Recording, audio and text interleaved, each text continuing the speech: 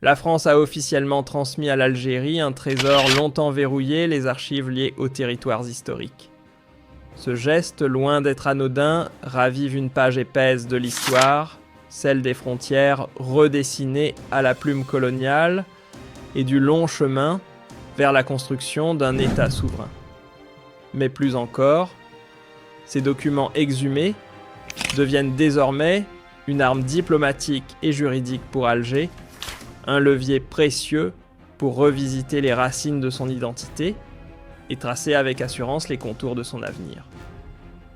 Dès que ces archives ultra sensibles ont franchi la Méditerranée, un vieux débat qu'on croyait poussiéreux s'est vu offrir une seconde jeunesse.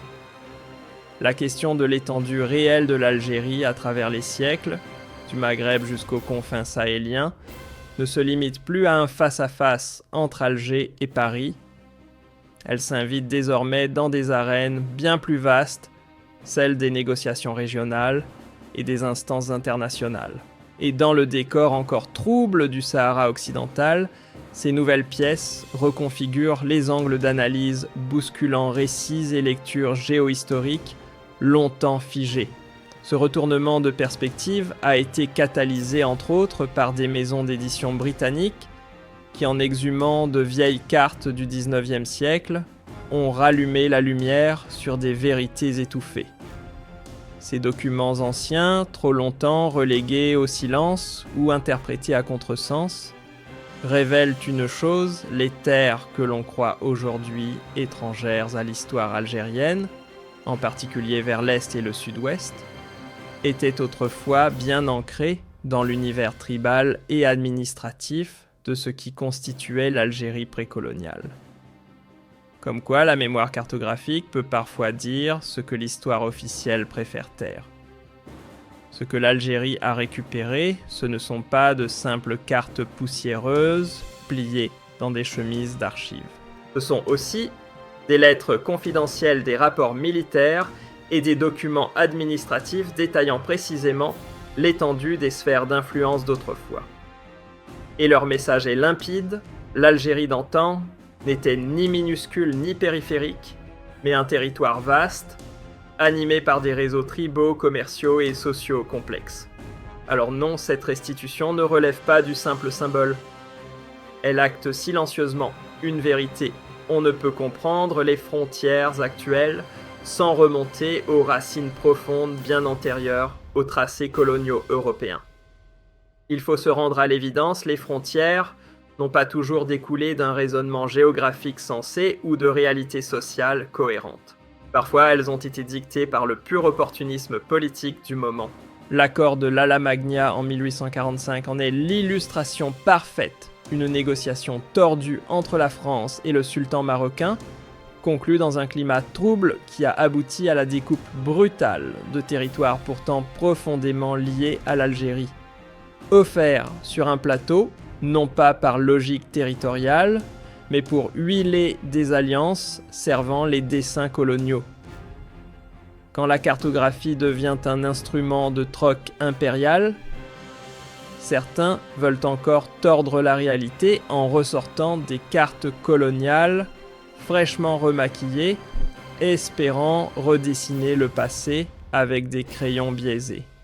Mais lorsqu'on se tourne vers les véritables archives, celles oubliées dans les bibliothèques britanniques ou écossaises, bien loin des querelles franco-françaises.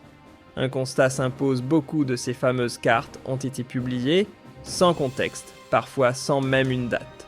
Et les versions contemporaines de la même époque, elles racontent tout autre chose, mettant à mal bien des revendications modernes. Si l'on s'en tient aux cartes du 19e siècle, celles de 1860-1890 et d'avant l'occupation, un fait ressort implacable: le royaume de Marrakech s'étendait jusqu'à la Moulouya à l'ouest et s'arrêtait net à Oued-Noun au sud. Tout ce qui se trouvait au-delà vers l'est, Tindouf, Béchar Benounif et les régions environnantes, échappait totalement à l'emprise du Makhzen, que ce soit militairement, politiquement ou administrativement. L'histoire parfois est bien plus précise que certains discours contemporains. Dire aujourd'hui que l'Algérie aurait hérité de terres qui ne lui revenaient pas, c'est ignorer délibérément les archives de l'époque.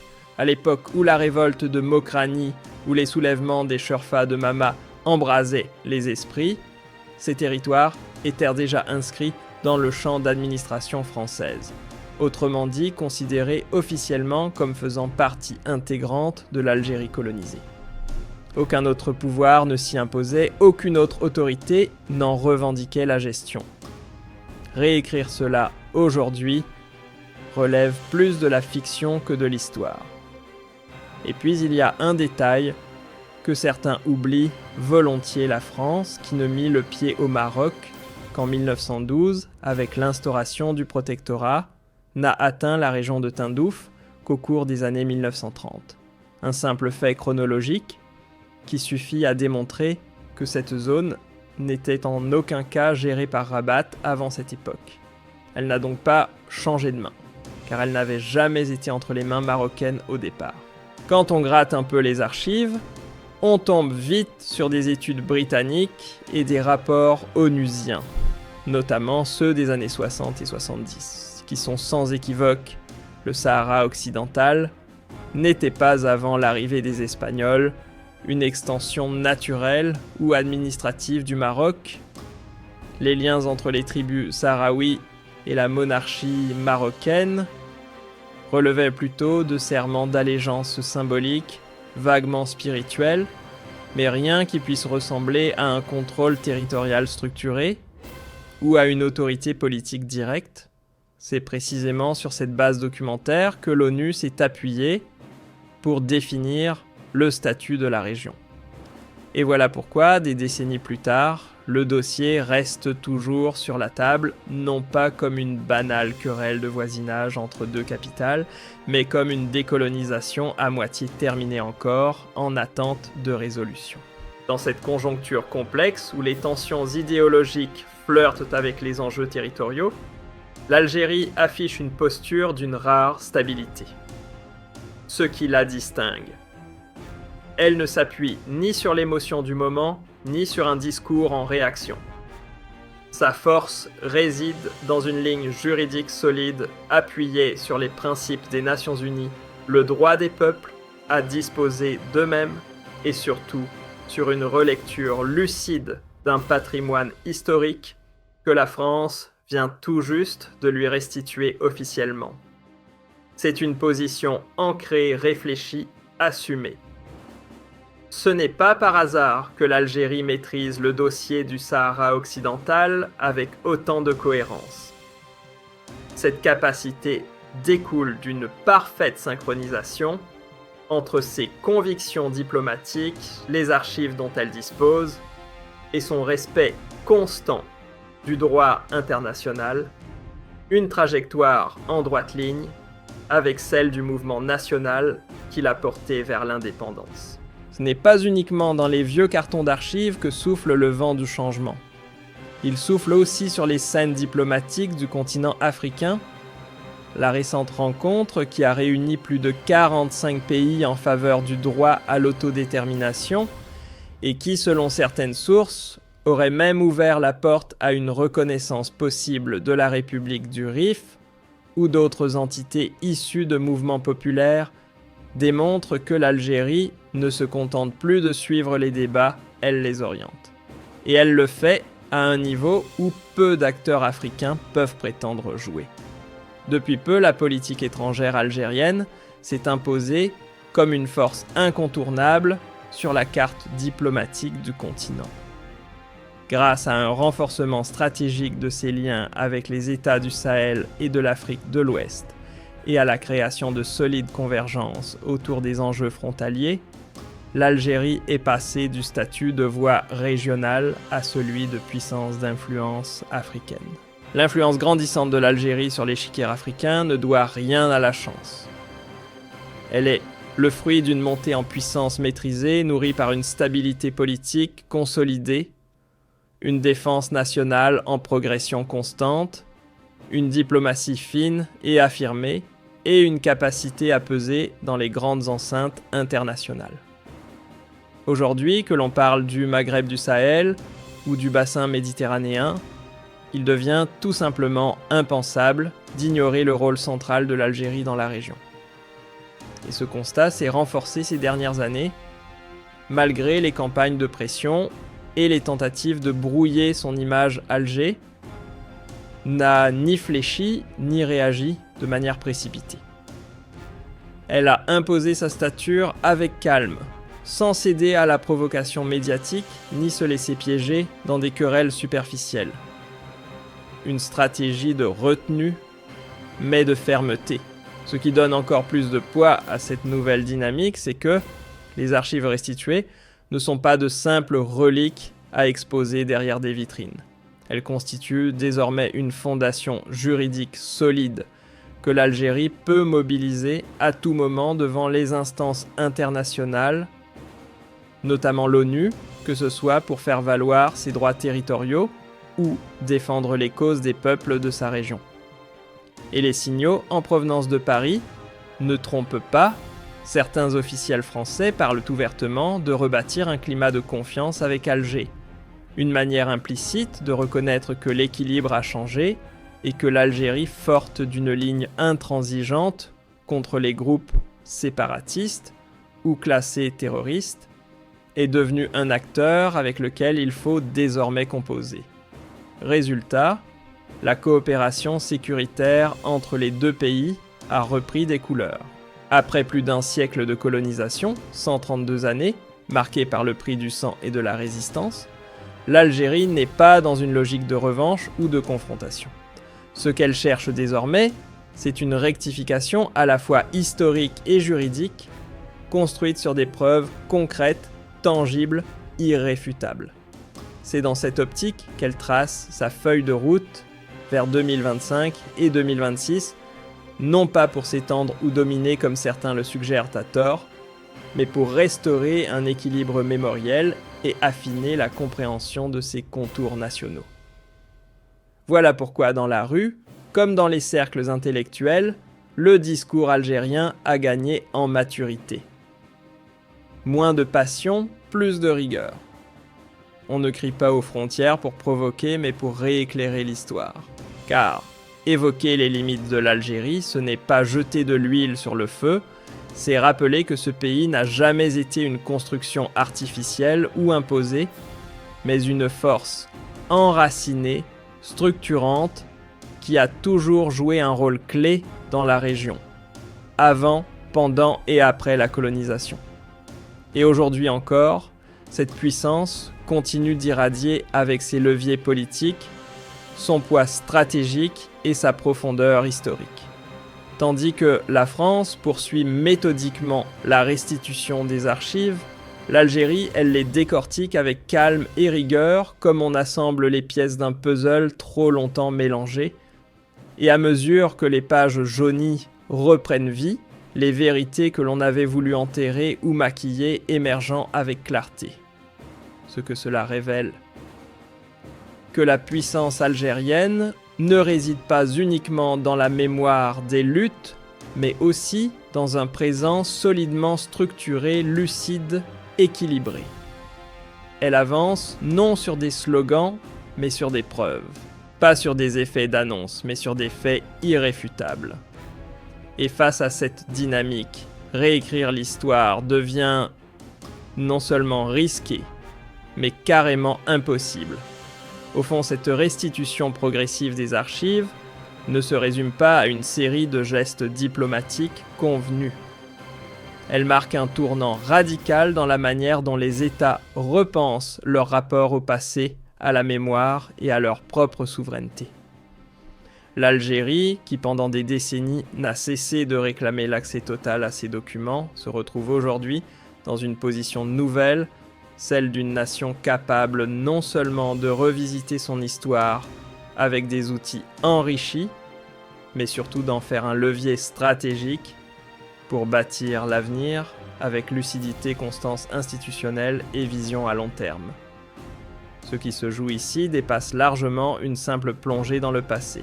Il ne s'agit pas de remuer la poussière de l'histoire, mais de reconstruire pièce par pièce un édifice identitaire complexe, où chaque archive restituée devient une brique essentielle dans la compréhension du territoire de la mémoire et des rapports de force. Un puzzle aux contours géopolitiques qui, loin d'être figé dans le passé, continue de façonner le présent. En silence, mais avec puissance.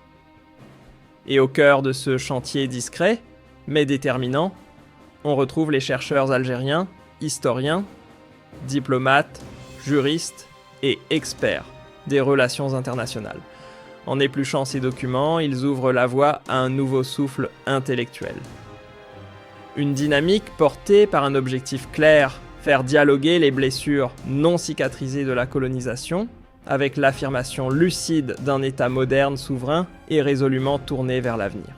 Ce que permettent désormais ces archives restituées, c'est une bascule décisive. On passe d'un récit éparpillé, parfois émotionnel, à une trame rigoureuse bâtie sur des preuves solides. Il ne s'agit plus d'opinions ou de souvenirs fragmentaires, mais de documents concrets, lettres officielles, rapports militaires, décrets coloniaux, cartes vérifiées et analyses stratégiques élaborées à des moments clés de l'occupation. Grâce à cet arsenal documentaire, la lecture du territoire algérien devient plus complète, embrassant aussi bien son évolution historique que la résistance populaire, les tentatives d'effacement par les puissances étrangères et les répercussions actuelles de tout cela. Dans cette logique, les frontières algériennes ne peuvent plus être vues comme de simples lignes arbitraires gravées par l'histoire coloniale. Elles sont le résultat d'un entrelacement complexe, lutte locale, ambition impériale, négociations diplomatiques et réalité tribale profonde. Et ce que cherche l'Algérie, ce n'est ni l'expansion, ni la redéfinition forcée des cartes. Ce qu'elle défend, c'est une vérité longtemps étouffée, celle d'une mémoire frontalière, souvent réduite à de simples convenances politiques, mais aujourd'hui révélée dans toute sa densité historique. Clarifier l'histoire ne revient pas à semer la discorde, bien au contraire. En offrant un socle factuel et historique, cette démarche renforce les conditions d'un dialogue international plus sain. Plutôt que d'attiser les tensions régionales, elle balise un terrain propice à des relations fondées sur l'équilibre, le respect mutuel, le droit international et la reconnaissance des trajectoires uniques de chaque pays du Maghreb et du Sahel. Ce repositionnement algérien ne se fait d'ailleurs pas dans le vide. Il s'inscrit dans un contexte où le pays étend progressivement son influence sur le continent africain.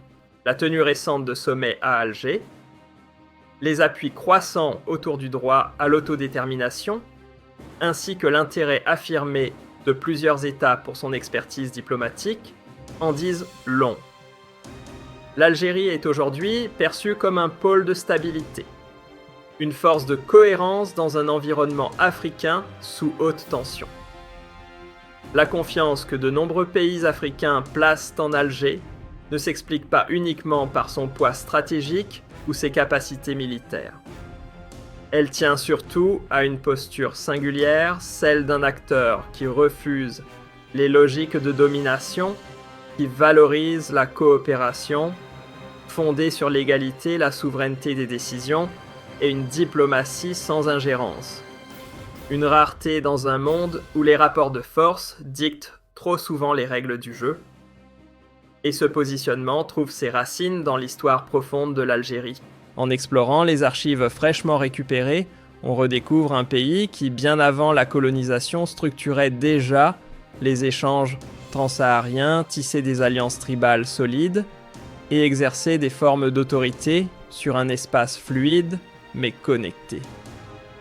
Loin d'être en marge, l'Algérie a longtemps joué le rôle de carrefour, où se croisaient flux commerciaux, influences culturelles et réseaux humains.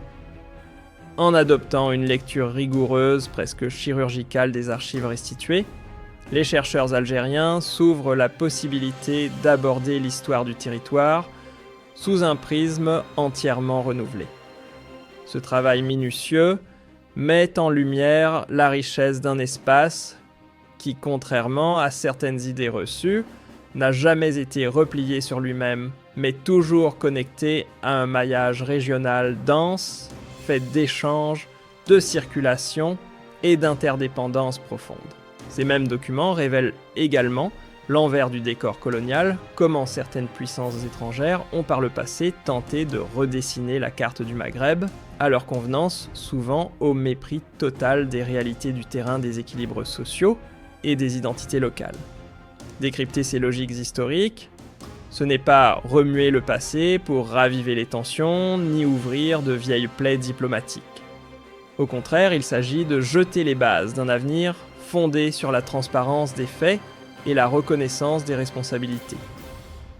Dans un contexte mondial, où les notions de frontières, d'identité, de contrôle énergétique et de sécurité régionale deviennent des enjeux cruciaux, la possession et la compréhension de ces archives offrent à l'Algérie bien plus qu'un simple avantage, elles représentent à la fois une arme stratégique et un droit souverain.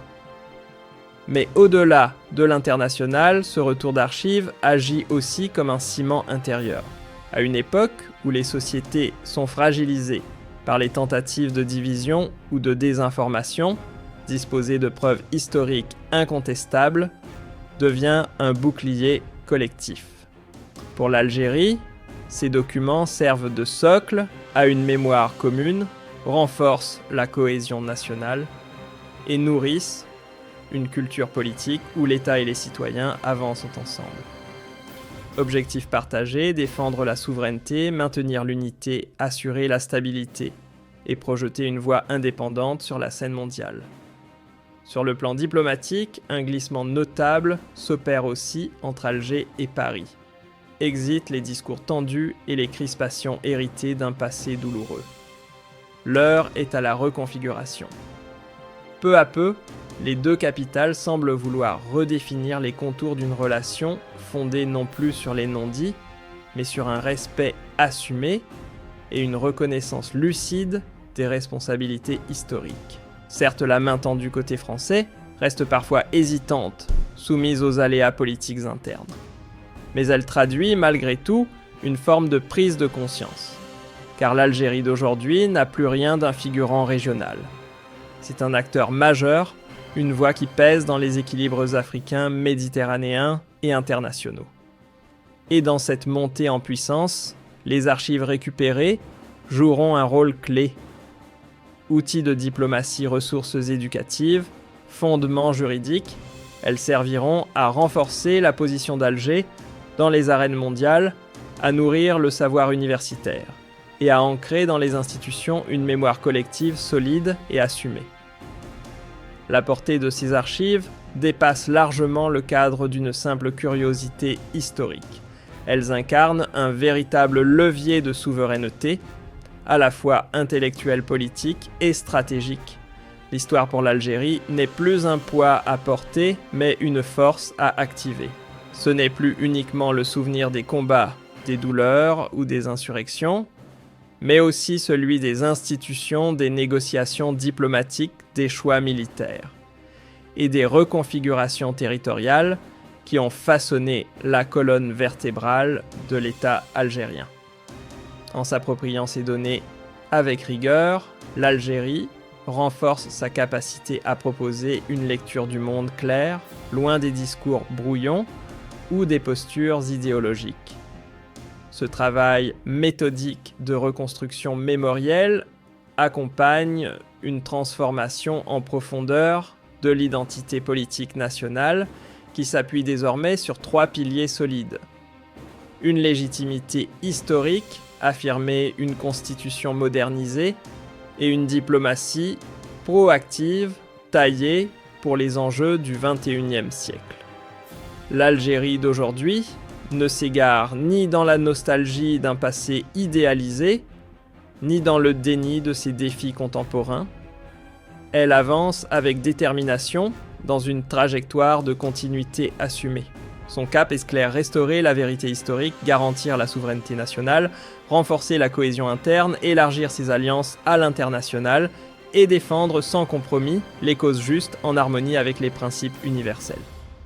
La remise des archives, en réalité, n'est pas la fin d'un long combat, mais le point de départ d'une nouvelle phase. Une phase où l'Algérie détient enfin les clés documentaires pour raconter son histoire, avec précision, affirmer sa position sur l'échiquier mondial avec assurance et projeter son influence de manière structurée, responsable et mûre.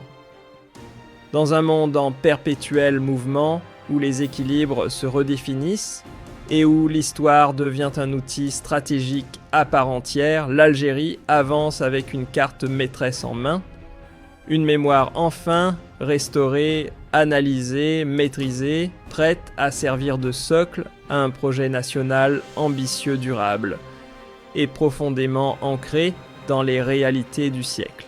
C'est précisément dans cette alchimie entre une mémoire enfin restaurée, un présent fermement piloté et un avenir méthodiquement construit que réside la véritable puissance de l'Algérie contemporaine.